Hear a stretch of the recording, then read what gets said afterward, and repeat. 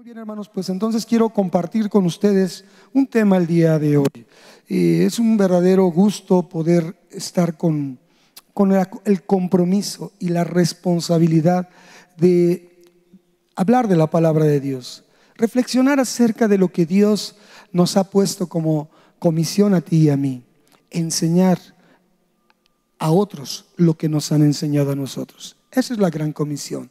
Vayan y hagan discípulos a todas las naciones, bautizándolos en el nombre del Padre, del Hijo y del Espíritu Santo, y enseñándoles a obedecer lo que a nosotros nos han enseñado. Esa es la comisión que tú y yo cubrimos. Hoy yo aquí, mañana tal vez tú. Entonces, hermanos, quiero que me acompañes en una oración para poder iniciar esta entrega y que Dios nos bendiga con su palabra. Amado Padre, poderoso y soberano Dios, gracias te damos por este momento especial, donde eres tú el que pedimos, rogamos que hables a cada corazón. La voz humana, Señor, solamente es un instrumento. Tu voluntad es la que tiene que ser manifiesta, expresada, Señor, para que podamos dar esa estatura que tú anhelas, que tú deseas y que has preparado nuestras vidas para ello. Señor, bendice tu palabra y que haya buena tierra en cada uno de nosotros para que fructifique. Gracias, Señor, en el nombre de Jesús. Amén y amén.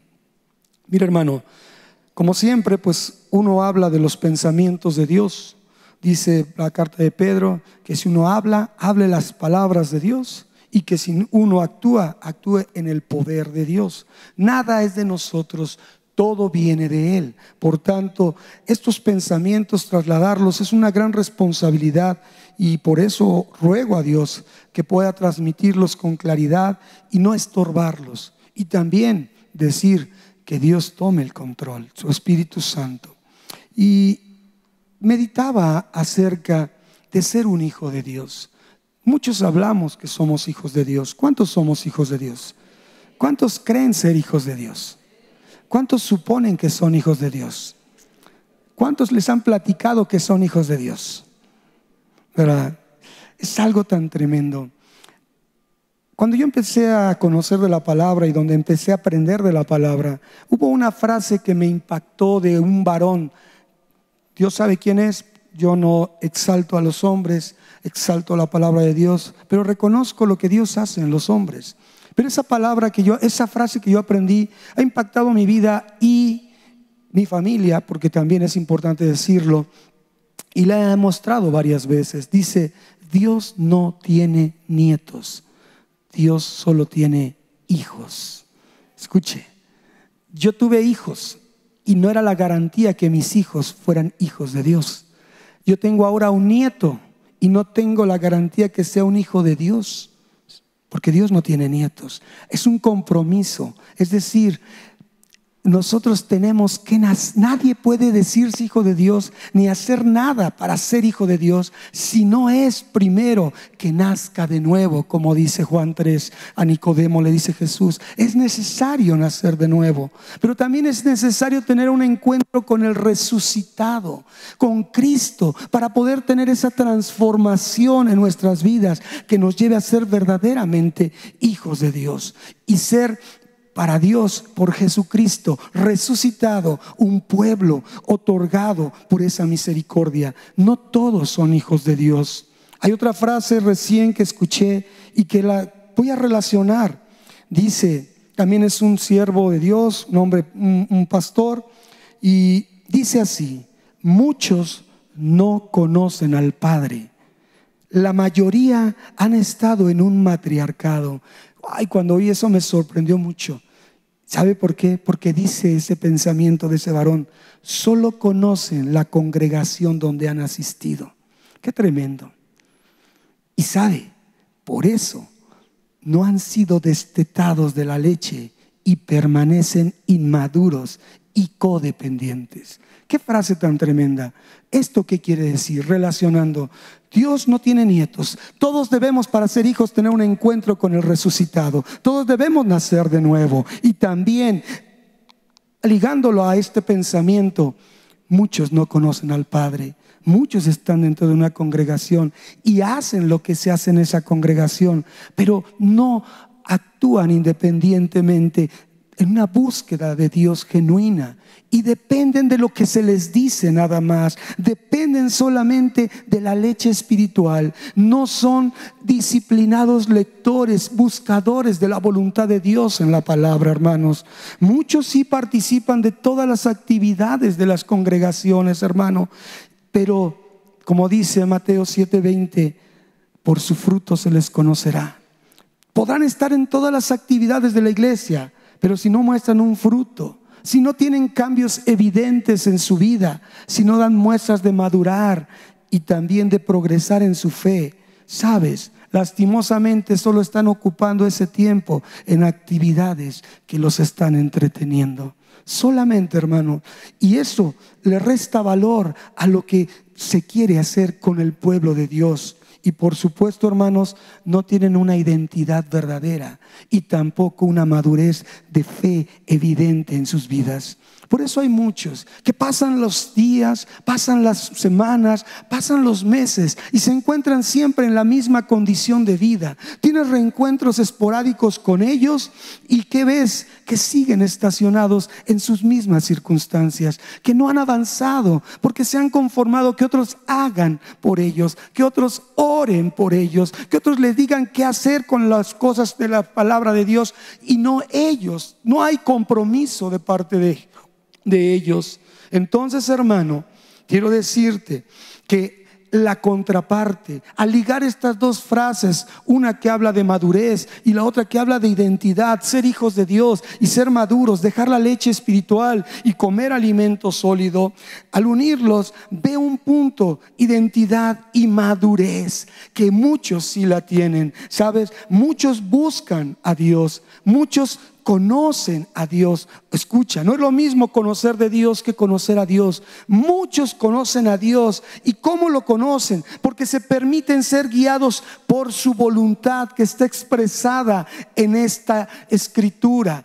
Por eso sí podemos decir de ellos que hay una madurez, porque cumplen 3 puntos importantes en su vida. 1, no se permiten concesiones, no se dejan engañar y tampoco se enfocan en las cosas de este mundo que son vanas y pasajeras. Esa luz la da la palabra de Dios, el involucrarse en la palabra de Dios. Esa es la realidad de Dios, de un hijo de Dios que no pertenece a este lugar. ¿Cuántos dicen amén conmigo? No pertenecemos a este lugar. Tú y yo somos extranjeros, peregrinos que no nos acomodamos a las cosas de este mundo, ni nos dejamos seducir por las ofertas del príncipe de este mundo, que en algún momento le dijo a Jesús mismo: todo esto te daré, todo esto que ves, si postrado me adoras. Estas son las cosas que a veces entorpecen y nos desenfocan. Ver lo que este mundo ofrece, ver lo que este mundo te da, ver lo que este mundo te crea de expectativas a tu vida, hermano.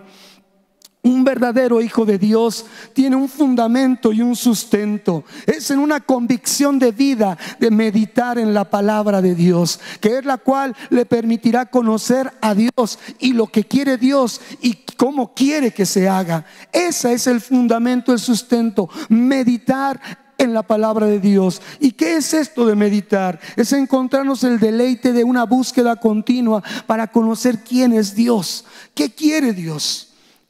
Ese es un mandamiento inmemorial que le dieron a Josué. Josué 1:8 dice: y meditarás de día y de noche. Y eso fue antes de que ocurrieran muchas otras cosas, antes de que vinieran esas meditaciones extrañas de culturas o movimientos orientales. Sabes, hermano, ser un hijo de Dios, esto es grave, hermano. Ser un hijo de Dios no es tener una Biblia. Ser un hijo de Dios, un verdadero hijo de Dios, no es leer la Biblia, hermano. No es tener la mejor versión, no es tener tal vez una concordancia strong para conocer el verdadero significado de las palabras griegas, arameas y hebreas, para encontrar una exégesis, que es decir, sacar de la escritura lo que Dios dice. Eso no es solamente, hermanos. ser un hijo de Dios, lo que nos hace ser verdaderamente hijos de Dios, es mantener una actitud de permanencia y de dependencia en Dios. En todos sentidos, en nuestra vida física y en nuestra vida espiritual, como dice 1 Tesalonicenses 5:23, en todo nuestro ser integral, espíritu, alma y cuerpo. Tener esa dependencia importante, hermanos, esa necesidad de permanecer en Él, hermano. ¿Y sabes qué significa? Alguna vez ya lo compartí aquí. ¿Qué percibí que es tener dependencia y permanencia en Dios? Es un verdadero hijo de Dios es el que vive postrado para Dios continuamente. Y no estoy hablando de tener la frente en el piso, hermano. Vivir postrado permanentemente delante de Dios, escucha, es vivir rendido ante la voluntad de Dios, con la escritura expuesta delante de nosotros. Esa es la permanencia, esa es la dependencia, esa es la rendición real, la palabra expuesta para nosotros nutrirnos de ella. También lo que hace verdaderos hijos de Dios, hermanos, es conocer al hombre de la escritura, conocer a Jesús, conocer la revelación de Jesús ahí en la escritura, hermanos. El verbo, la palabra expuesta, conocerlo, quién es Jesús en la Biblia, en la palabra de Dios. Y sabes también, es ser sensibles a la persona del Espíritu Santo que nos quebranta al escuchar esa palabra. Entonces, ser verdaderamente un hijo de Dios no es cualquier cosa, hermano. Es esa rendición, es esa exposición a la palabra, es buscar conocer al hombre de la escritura, a Jesús, revelándose Él ahí, y también ser sensibles para vibrar y ser quebrantados con toda la escritura, para vivir una realidad de nuestras vidas, que la obediencia sea nuestra pasión y nuestra misión como verdaderos hijos de Dios. ¿Quién dice amén? Pasión y misión, obediencia, que obedecemos lo que conocemos de Dios. Y todo esto, hermano, te lo digo porque debemos entender que existe una gran diferencia, hermanos, entre conocer la palabra de Dios y conocer al Dios de la palabra. No es lo mismo conocer palabra de Dios. ¿Cuántos conocen palabra de Dios? ¿Cuántos han estado en la escuela, en las clases, hermano? ¿Cuántos han tomado consolidación? ¿Cuántos han estado en N cantidad de cursos? Conocen la palabra de Dios. Amén.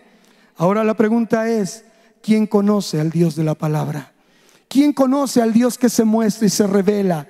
A Jesús, el Verbo, el que estaba en el principio, que estaba con Dios y que era Dios. El Verbo, Jesús, que está desde el principio de Génesis hasta el final de Apocalipsis. Su revelación de lo que Él quiere que seamos, hermanos. Entonces, es bien importante decirte algo, hermano, que hay una realidad entre ser un verdadero hijo de Dios. Y esa realidad es entender y aceptar que solo tenemos una real y verdadera necesidad. Y sabes, esa real y verdadera necesidad no es buscar a Dios por sus milagros. No, hermano, eso nos confunde, eso nos ha confundido. Buscar a Dios, solo venir a Él por sus milagros. No, ni porque intervenga favorablemente acerca de los errores de nuestras decisiones. Tampoco es eso, hermano, porque la hemos regado y ahora sí, Dios. Mientras estamos bien, hacemos lo que queremos, pero cuando nos salen las cosas mal, Dios, interven, por favor, contrarresta esas consecuencias terribles de mis malas decisiones. ¿Sabes? Tú y yo hoy estamos en la posición y en la condición porque así lo decidimos. Tú y yo estamos en la condición y la posición que estamos porque así lo decidimos. Y sabes, Dios no tiene la culpa de eso. Dios no tiene la culpa. Dios es inmutable. Su gracia, su favor, su amor no cambian. Pero la Biblia también, en la mente de Dios, lo cual yo no puedo entender, también habla la palabra de una responsabilidad del hombre. Amén. Dice Gálatas 6:7, no os engañéis, Dios no puede ser burlado. Todo lo que se siembra eso se cosecha. Entonces, hermano, hoy somos tú y yo lo que decidimos ayer ser. Hoy están las consecuencias de nuestros actos, de nuestras decisiones, de nuestras ideas, de nuestros pensamientos. Por eso te digo que esa no es la real y verdadera necesidad de nuestra vida. La verdadera necesidad es más profunda, es quitarnos esas cosas de nuestra mente. Porque sabes, muchos buscan solamente las manos de Dios. Hermano, vienen a la congregación buscando favores de Dios. Buscan sus manos, buscan solamente confundidos lo que sus ojos físicos ven y no anhelan lo que los ojos de la fe te ofrecen, que son cosas más profundas, como dice 2 de Corintios. Buscan solo las cosas de este mundo y sabes, las dádivas de Dios no son de este mundo. Perdóname que te lo diga, hermano, pero no es lo que nos habían mostrado o no es lo que quisimos entender. Las dádivas de Dios son más allá que lo que nosotros podamos ver de una aparente necesidad. Muchos, hermanos, dice la palabra en Juan 12:25, el que ama su vida la pierde, mas el que la aborrece, ese la guardará. Y sabes, tiene que ver, el que aborrece su vida en este mundo favorece que sea guardada, hermanos. ¿Y qué quiere decir? Si tú amas tu vida en este mundo con las cosas que el mundo ofrece, con las cosas que el mundo da, con las cosas que el mundo nos ha cautivado y nos ha seducido, hermano, la perderás tu vida. Pero si aborreces tu vida con las cosas de este mundo, entonces tu vida será guardada. Y sabes, mucha gente habla siempre pidiendo sanidad física. ¿Cuántos quieren sanidad física? Dice, ya no sé si decir sí o no. ¿Cuántos quieren que se arreglen sus finanzas? ¿Cuántos quieren que se arreglen sus problemas en su familia? Es válido decirlo. Y no vayan a decir que no hay que orar por eso. Sí, hermano. Pero nuestra necesidad es más profunda. Nuestra necesidad va más allá de lo que es los satisfactores de este mundo, hermanos. ¿Sabes? Estar enfocados en esas cosas es una pérdida de un valioso tiempo que tú y yo tenemos para vivir en la eternidad, para hacer frutos ahorita, con afanes vanos y afanes temporales. La palabra de Dios dice, Colosenses 3:1, si pues han resucitado con Cristo, busquen las cosas de arriba y no las cosas de esta tierra. Colosenses 3:1 al 3. Lee lo que dice. No me creas lo que te estoy diciendo. Yo te voy a decir algo, hermano, que puede moverte un poco, pero quiero decírtelo.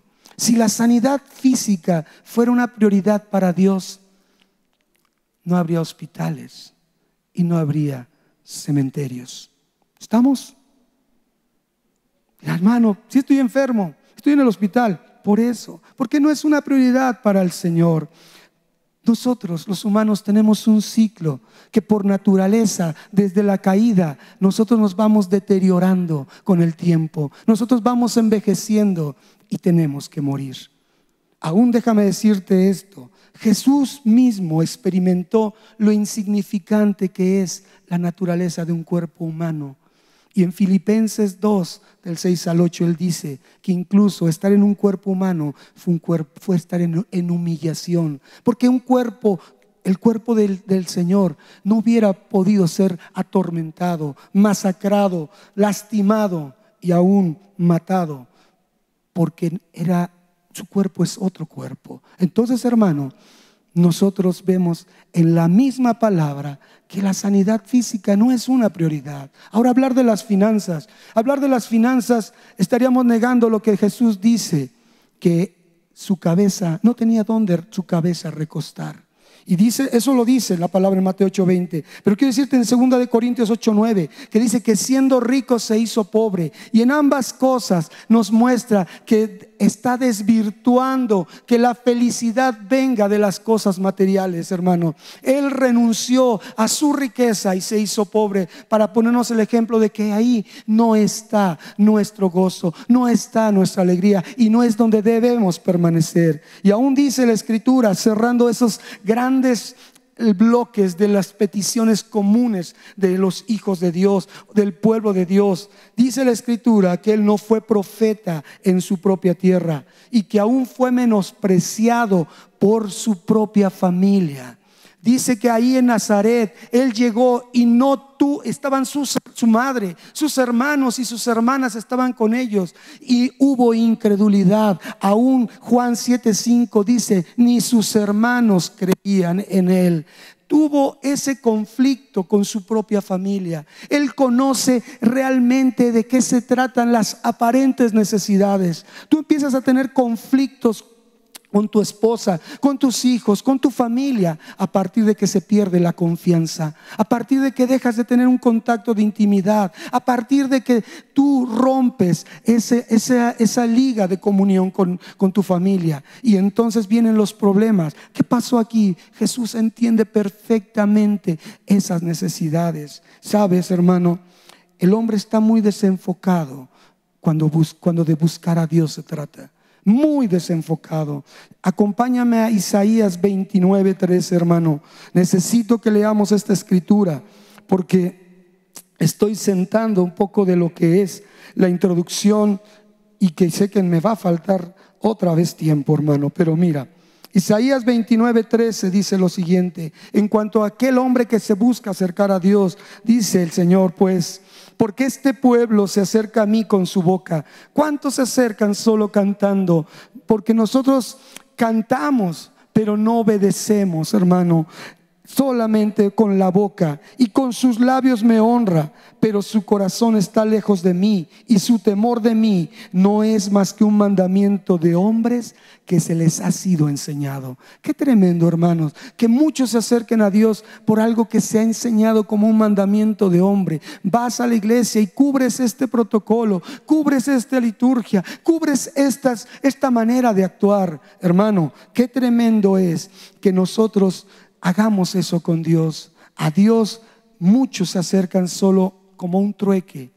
Me das, te doy, ¿verdad? Cuando no hay necesidad ni se acercan, pero cuando hay necesidad, dame. Y entonces, ¿qué le dan, hermano? Las obras de su tiempo, le dan los lamentos de sus frustraciones, hermano, las lágrimas de sus decepciones, los lamentos por sus malas decisiones, sus continuas y muy prolongadas ingratitudes, hermano. Entonces también le prometen, le juran, pero nunca cumplen. ¿Por qué? Porque le ofrecen un corazón engañoso, un corazón perverso. Dice Jeremías 17, hermanos.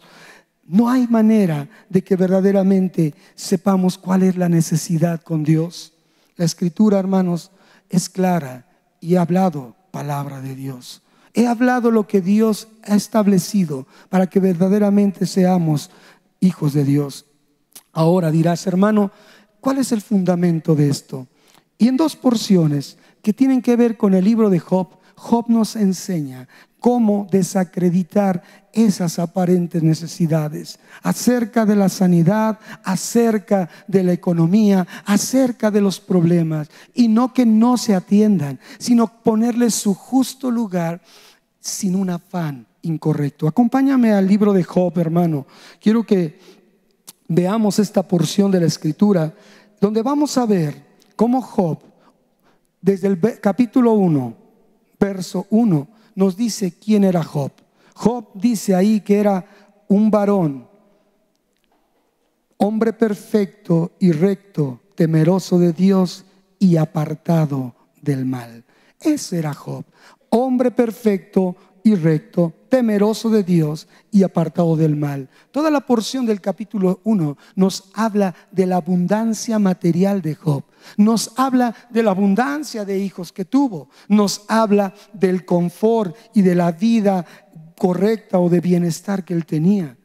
También nos habla de la búsqueda de agradar a Dios, en lo cual dice que aún él intercedía y se ponía a la brecha por sus hijos por si acaso estos pecaran. En esa abundancia él había hecho que sus hijos estuvieran dependientes de él, les había dado todo y él vivía satisfecho con ello, hasta que un día, tremendo día, dice la palabra, que vinieron delante de Dios sus hijos, los hijos de Dios, y dice que entre ellos estaba Satanás. Lo cuestiona el Señor y él mismo en el verso 8 le dice lo siguiente: ¿no has considerado a mi siervo Job, que no hay otro como él en la tierra? Varón perfecto y recto, temeroso de Dios y apartado del mal. Y mire, tantito le puso.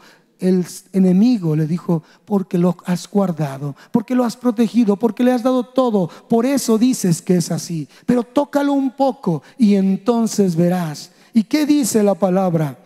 Ahí, hacia el verso 12, lo dejó el Señor, le dio permiso para tocar a Job. Y yo me pregunto, qué tremenda situación.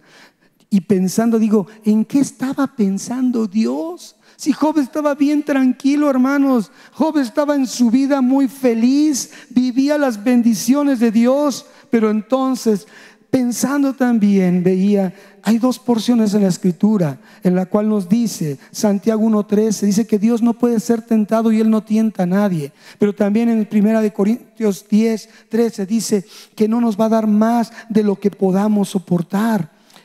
Esto es, hermano, algo bien importante. Dios no tienta, pero sí prueba. Dios no tienta, pero sí prueba. Y sabes, hermano, Él prueba lo que crea para poderlo aprobar o para reprobarlo. Esto pasó con Job. Job estaba muy acomodado y entonces tuvo que ser zarandeado, tuvo que ser movido en las circunstancias de su vida. Y sabe, no es porque Dios no conozca quiénes somos nosotros. Él lo conoce todo. Él nos prueba para que nosotros sepamos quiénes somos y qué hay en nosotros. Deuteronomio 8:2 dice que los llevó al desierto para probar sus corazones, hermano, para ver qué es lo que había de Él en ellos. ¿Y para qué nos prueba Dios? ¿Sabes? Es para que sepamos cómo respondemos a Él. Es para que nosotros entendamos cómo está nuestro corazón delante de Él. Es para que conozcamos quiénes somos verdaderamente cuando nos sacuden, cuando nos mueven el piso, cuando se acaba la comodidad, hermano. Y mira, más del verso 13 al 19 de Job 1 nos habla acerca de cómo fue la prueba, cómo se gestó la prueba. Estaban sus hijos tranquilamente y hacia ahí fue dirigido, hacia sus posesiones, lo que había dado a sus hijos y hacia su misma familia. Dice que primero llegaron gentes a robar y a matar robar animales y matar siervos. Después vino un fuego del cielo y mató otros animales y otros siervos. Después vinieron otros pueblos enemigos y también hicieron saqueo de animales y mataron gente. Y después dice que vino un viento y destruyó la casa donde estaban los hijos y los mató a todos. Casualmente 4 se salvaron de 4 eventos. Pero cada vez que uno de ellos venía a darles las noticias a Job, Job recibía el impacto en su corazón. Job recibía la noticia, se tambaleaba, se movía el piso porque eran noticias malas. Eran noticias en las cuales él no podía haber hecho otra cosa más que esperarlas. ¿Sabes?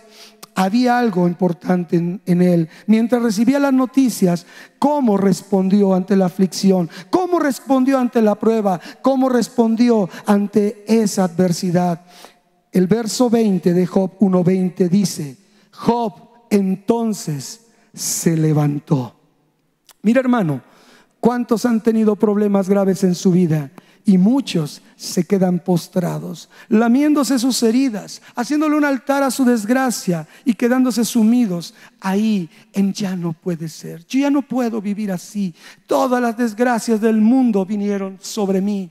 Pero Job no fue así, hermano. Job se levantó y dice que rasgó su manto y rasuró su cabeza. ¿Sabes? Vivió una realidad. La realidad de la aflicción. Era humano como tú y como yo, hermano. Le dolió, se sintió mal, se sintió afrentado, hermano, y demostró su sentir. Pero eso no quiere decir que perdiera su fe, hermano. Él le dolió su familia, sus hijos. Aún le dolió lo que él había alcanzado y logrado. Lo valoraba y lo perdió, hermanos.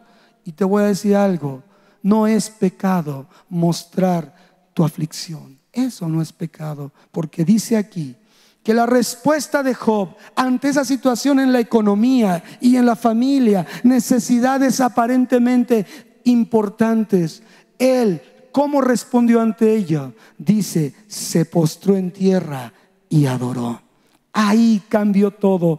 Tú y yo podemos hacer diferencia en el resto de nuestra vida. Las aflicciones vendrán, los problemas se continuarán, las circunstancias que no nos gustan estarán ahí de continuo, hermano. Pero la diferencia es cómo respondemos ante ellas.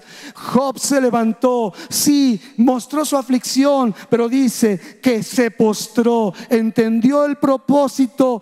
Mejor dicho, entendió que algo estaba pasando y no era tiempo de cuestionar. Se postró y adoró y dijo, con eso, esa sabiduría que Dios le dio en ese momento, lo llevó a un nuevo nivel de fe y puso palabras sabias en su boca. Desnudo salí del vientre de mi madre y desnudo volveré allá. Jehová dio y Jehová quitó. Sea el nombre de Jehová bendito. Amén. Job no pecó en ningún momento, ni encontró despropósito en lo que hizo Dios. ¿Sabes? Cuando nosotros estamos puesta nuestra mirada en las posesiones, se desenfoca la realidad. ¿A quién debemos buscar y qué debemos pedir, hermano? Muchos podrán llegar ricos, pero morirán con una condenación eterna si no conocen a Dios. Porque sin Dios no hay nada, hermanos. Necesidades físicas, necesidades de posesiones, problemas de familia, situaciones difíciles, ¿cómo soportarlas? Mira, el sabio y prudente y paciente Job. Nos trasladamos al capítulo 2, hermanos, donde el capítulo 2 del verso 1 al 5 nuevamente se ve la historia de los hijos de Dios llegando con Dios, y entre ellos el enemigo Satanás. Y volvió a darse ese diálogo y le dijo Dios: mira, mi siervo, no pasó nada, no renegó, no hizo nada incorrecto. Mi siervo, dice, todavía retiene su integridad. Capítulo 2, verso 3. Aun cuando tú me incitaste contra él para que lo arruinara sin causa.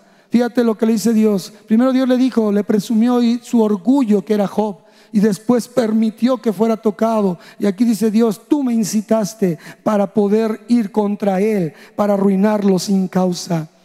¿Y sabes qué le dice Satanás? Piel por piel, todo lo que el hombre tiene dará por su vida. Va más allá el ataque, va más profundo, porque aún le dice, respondiendo Satanás, dice: pero extiende ahora tu mano, toca su hueso y su carne, y verás si no blasfema contra ti en tu misma presencia. ¿Y sabes qué le está diciendo, hermano? Puso sobre él una plaga maligna que representa piel por piel, hueso y piel. Todas las enfermedades están aquí, todas en una integridad están entre la piel y los huesos, ¿cierto o no? No hay enfermedad que no esté entre los huesos y la piel. Todas están. Y a Job le dieron ese tipo de enfermedad que tocara todo su cuerpo, por lo cual debería en teoría de Satanás, blasfemar contra Dios en su propia presencia. Y sabes, entonces dice que le dio esa sarna maligna, cubriendo todo su cuerpo. ¿Qué enfermedad tú pudieras traer a tu mente que no hubiera podido tener Job en ese momento? Porque estaba desatada la prueba en toda su intensidad. ¿Qué enfermedad, hermano? Ahí la tenía Job. ¿Y sabes qué hizo Job? Solamente agarró un pedazo de una olla rota y se rascaba. Y estaba sentado en medio de la ceniza. Y la prueba siguió. Dice que su mujer, vaya, le quitaron posesiones, le quitaron hijos, pero no le quitaron a la mujer. Y supongo que ni a la suegra tampoco, porque la suegra aconseja a la mujer. No es cierto, perdónenme, hermanas. Pero qué tremenda situación en la vida del pobre Job, porque dice que la mujer se le acercó y le dice: aún retienes tu integridad, maldice a Dios y muérete. Qué bonita mujer, sabia, prudente, virtuosa, gotera continua, que en su necedad, miren lo que le decía a Job. Gran prueba pasó, para que vean matrimonios, esposos, esposas, cuando dicen: Dios, ayúdame con mi esposa, ayúdame con mi esposo. Mira, Job tuvo ese problema, no lo has tenido tú. Nadie ha tenido esos problemas con el cónyuge, ¿sabes? Y le dijo él, como suele hablar cualquiera de las mujeres fatuas, has hablado. Otra vez, nivel de fe, entender que las aparentes necesidades estaban ahí, pero no tenían que afectar su relación con Dios, sino que lo debían llevar a otro nivel. Y él dice: ¿qué? ¿Recibiremos de Dios el bien y el mal no lo recibiremos?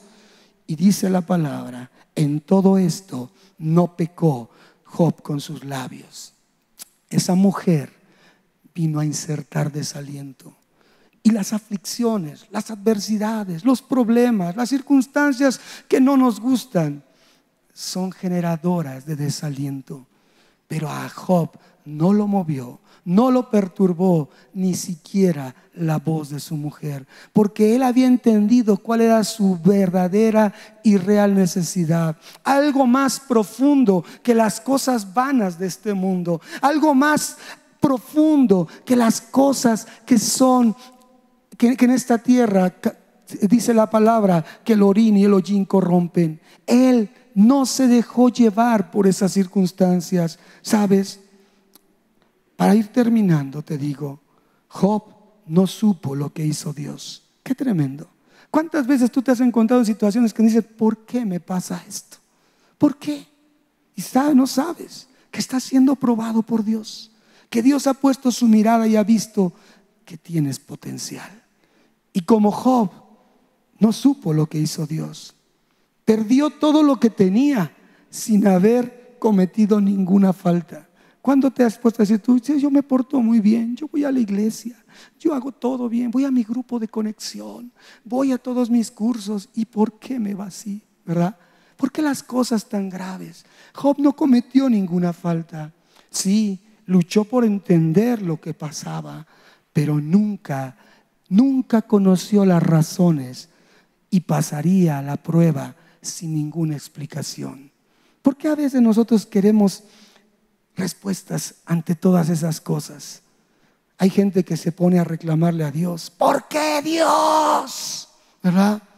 Se pone a hacer palabras violentas contra Dios, diciendo: aquel que se porta mal, aquel que ni siquiera va a la iglesia, mira cómo le va, y a mí que estoy ahí, estoy pasándola mal. Hay otros hermanos que de verdad muy interesante, ecuánimes y muy propios, llegan con el Señor con sus problemas. Señor, ¿para qué me está sucediendo esto? Y el Señor dice: no tengo nada que hablar contigo. No vamos a cuestionar ni razonar nada.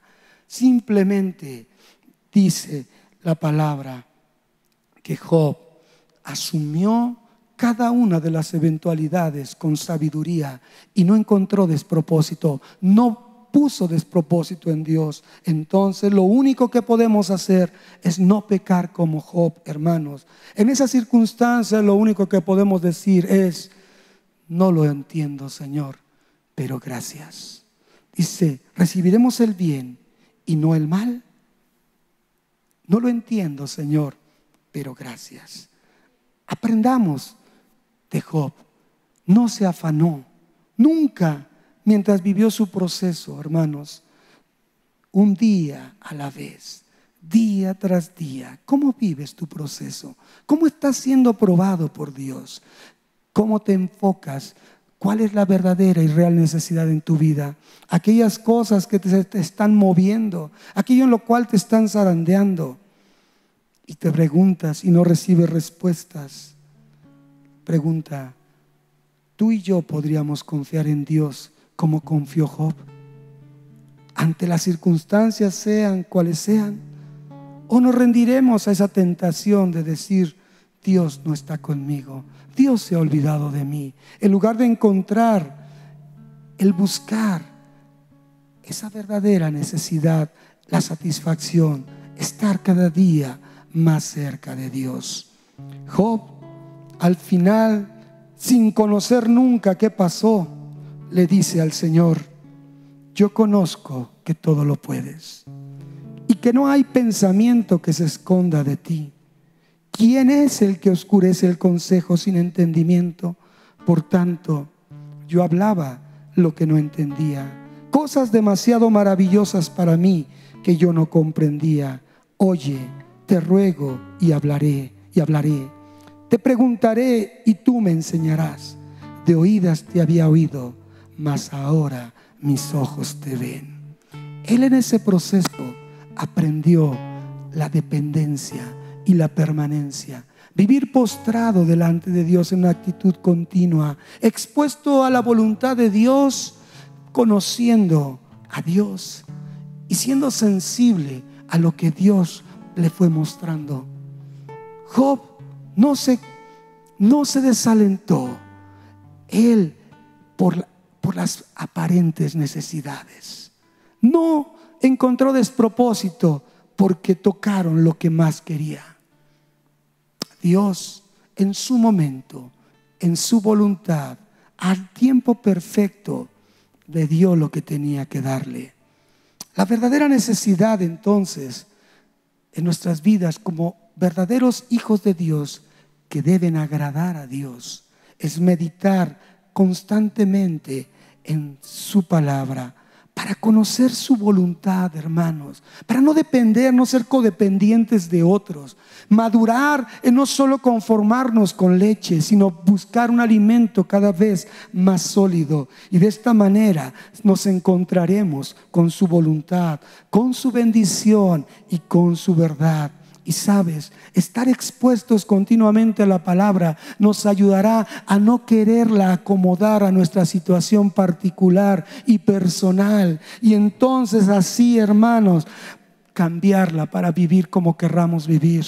No, hermanos, el acercarnos y exponernos a la palabra, ver que esa es la verdadera necesidad, es hermoso. Es encontrar al hombre en la Escritura, a Jesús, que es el que puede cambiar toda circunstancia, que es el que puede cambiar nuestra mente, nuestra persona, nuestra esencia. Él es el único que nos lleva a cambiar para obedecer perfectamente su palabra, porque solos no lo podemos hacer. Dice la palabra: yo soy la vid, ustedes los pámpanos. Y dice la palabra: sin mí nada pueden hacer. Sin mí nada pueden hacer. Porque si dejamos que Él permanezca en nosotros y Él en nosotros, solamente esa es la posibilidad de poder hacer algo. Y eso es a través de su palabra, hermanos. Todo lo que pasa, entiéndelo de esta manera, todo tiene un propósito, hermano. Todo tiene un propósito. Y quiero decirte, en la primera carta de Pedro, capítulo 1, versos 6 al 7, redondear esta enseñanza acerca de lo que es la verdadera necesidad. Buscar por qué, como decía en Jeremías, los pensamientos de Dios que tiene acerca de nosotros. Explorar esos pensamientos. ¿Qué piensa Dios acerca de ti? Pensamientos de bien y no de mal, pensamientos de paz. Pero ¿cómo los vamos a conocer en su mayor expresión? Solamente siendo buscadores del hombre de las Escrituras, de Jesús revelado en ellas. Hermanos, dice la palabra, 1 Pedro 1, 6 al 7: vosotros os alegráis, aunque ahora por un poco de tiempo, si es necesario, tengáis que ser afligidos en diversas pruebas.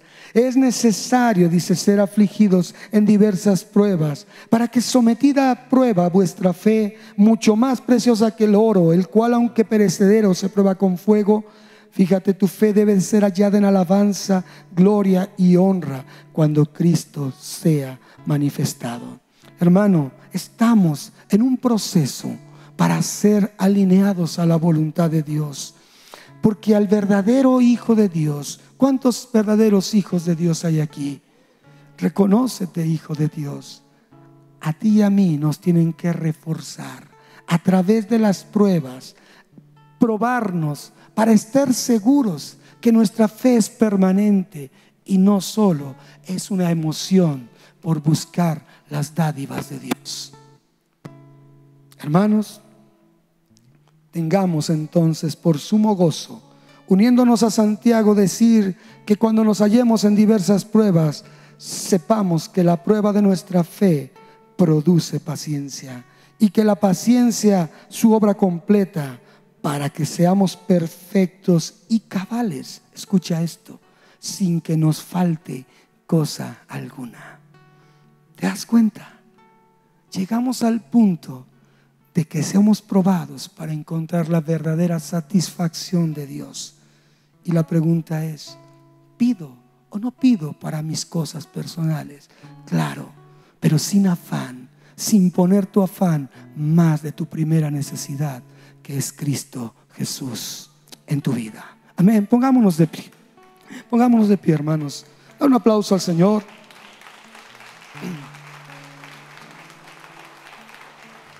Cierra tus ojos y con esto concluimos. La palabra de Dios dice ahí en Mateo 6, donde se habla acerca de las particulares necesidades, de los satisfactores en diversas maneras para el hombre. Ahí se habla sobre lo que es la oración por las realidades de nuestra vida, el dar, el poder entender cuáles son los verdaderos tesoros, qué es la lámpara del cuerpo, cómo Dios expresa su voluntad de que no podemos servir a dos señores, el afán y la ansiedad.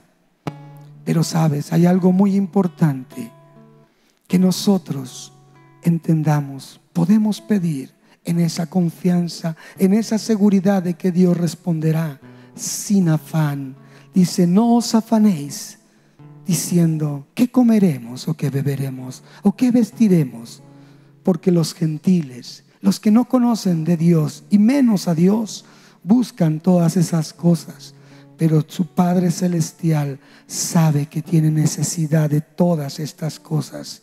Mas busquen primeramente el reino de Dios y su justicia, y todas estas cosas serán añadidas. Así que reitera el Señor Jesús, no se afanen por el día de mañana, porque el día de mañana traerá su afán. Basta cada día su propio mal. Señor, haz que esta palabra sea sellada por tu Espíritu en nuestras vidas, Dios. Que no nos afanemos y no nos angustiemos, ni nos inquietemos ni nos preocupemos, Señor. Si buscamos la satisfacción de nuestra primera necesidad, Cristo en nuestras vidas, revelado en tu palabra, Señor, todo lo demás será dado por añadidura. Padre, te doy gracias por esta congregación hermosa, porque el mensaje ha sido trasladado para que obtengan ellos el beneficio de ser responsables de lo que han escuchado. Dios, tráeles el equilibrio a sus vidas. Dales a ellos, Señor, el que no pongan necesidades aparentes antes que la necesidad de que tú estés en el primer lugar, ocupes todo de nosotros y hagas tu perfecta voluntad. Gracias, Señor, te damos en el nombre de Jesús. Amén y amén. Gloria a tu nombre.